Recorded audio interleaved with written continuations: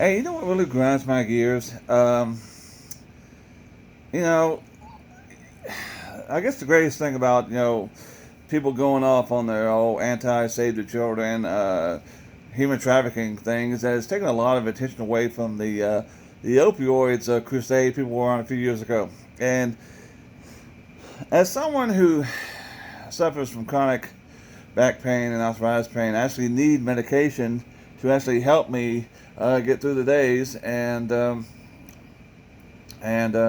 laws have been in place, especially here in Oklahoma, which are limiting how much we can take because, as always, there's always some kid from Pig's Knuckle, Arkansas, who played foosball or basketball or whatever it was, and got tackled by a 275-pound linebacker going 25 miles an hour, or slid into home plate and dislocated a shoulder or broke a hip, and they needed medication. And because they're only like 15 or 16 years old, their parents, Karen and Todd, felt that they were just responsible enough to know how much medication to take. And these poor, unfortunate kids took too many of these painkillers and died. Now,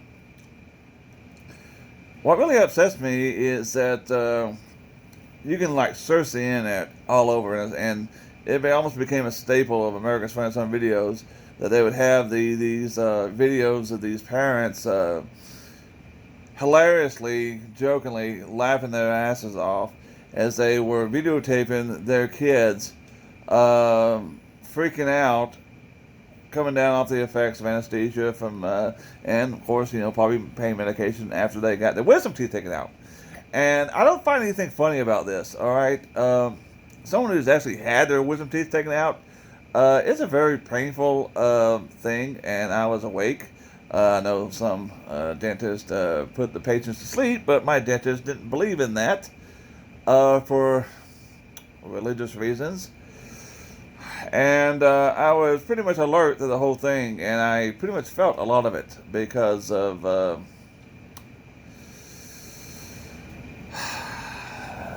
them kept saying, breathe through your nose, breathe through your nose, breathe through your nose. Well, I've got this natural dioxide in me, and they didn't really give me a lot of painkillers before, and they didn't really give me a lot of painkillers afterwards. So I think it was about maybe 5, 6 advanced Tylenol or ibuprofen pills, and my mom, who was a dental hygienist at the time, she made sure that she kept them. And this was 1993, and I took the medication only when I was in the most excruciating amount of pain. I mean, I woke up one night, 2 or 3 nights after work, after the operation, and I was running a fever. My mouth was swelling, and I just could not sleep. I could not even talk. And I had to literally wake her up about 3 or 4 o'clock in the morning and ask her, can I please have a pill? I know I'm not supposed to have one until I get up in the morning, but I need one right now. And the rest of the week was a blur because after those pills left, I didn't take anything else. And, I mean, we were a household where we didn't even carry aspirin half the damn time. So, I don't understand why these parents think it's just so funny to videotape their kids who are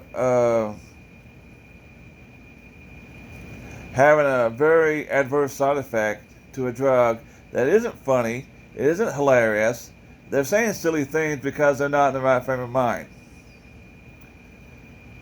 And I really wish they'd quit posting this shit on the internet. I wish they'd take this crap down. I wish YouTube, America's Funniest Home Videos, and all these other formats would say, stop this. This isn't funny. You know that girl who says she's choking on a big black dick and all that other stuff? I don't know if that's real or put on. If it's made up, then good. They are stupid videos. And at the same time, these same Todds and Karens, they're freaking out because Chadwick and Keaton and Skyler and Declan, they're taking too many pills. Well, of course they're taking too many pills. somebody who ran into them and knocked them out and broke their arm, broke their leg. They need that stuff. And I got newsflash for you. You got to put up some barriers, parents. I mean, I love it how, like, these Generation Xers and baby boomer parents, even still baby boomer parents, are still acting like, well, it's the manufacturer's problem. It's the manufacturer's problem. There's too much synthetic drugs out there. Well, no, there isn't. There's too many people out there abusing drugs. Do you actually know that the opioid crisis got so bad that it actually drove the price of heroin down? I mean, drug dealers on the street couldn't even give it away, for God's sakes, in some areas. And there's people literally thinking to myself, oh my God, I need this. In the town I grew up in, Calhoun, Georgia, Gordon County, they actually had a case several years ago of people coming from out of state because there's like 4 or 5 exits that run off of Interstate 75. People were literally coming off the exit, and there was an office like about less than a quarter of a mile from the interstate exit. I think it was not even a quarter of a mile. And they were coming from all over America, I think, to get these prescriptions and get these painkillers. And that's what happened. I mean, these were adults doing this. This wasn't little kids. I mean, if you're a 15 or 16-year-old kid, your parents got to put up some barriers. All right?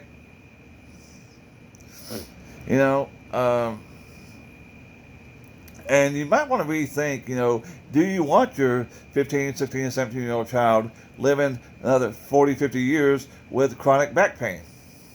Patrick Swayze, who died back in 2009 from cancer, he suffered an injury when he was playing football when he was a high schooler, and he basically blew out his knee. And even though he was an experienced dancer and his mom was a very good dancing instructor, he actually put on his resume, no dancing, because he was afraid of hurting his knee.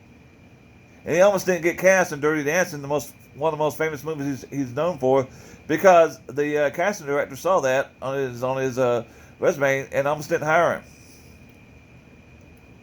And they actually said that you can see behind the scenes footage of him in excruciating pain.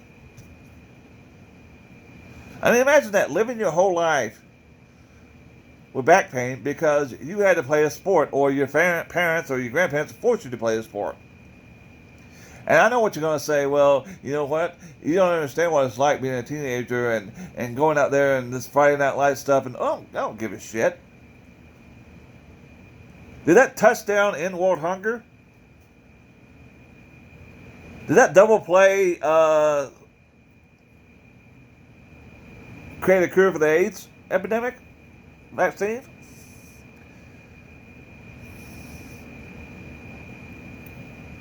I mean, was that penalty shot the game changer between ending child molestation or not? It's a game, for God's sakes, and you shouldn't be injured playing a game. And worse yet, you shouldn't be injured for the rest of your life playing a game. And I just get really annoyed because, these people think it's funny to post pictures of post videos of their kids having side effects from drugs. And I think they need to get their heads examined because it's not funny.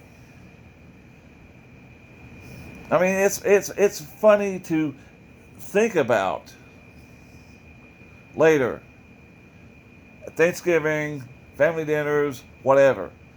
But posting that stuff on the internet, putting it out for the whole world to see, and at the same time going on your anti-opioid crusade, it's hypocritical. So please stop it. Thanks.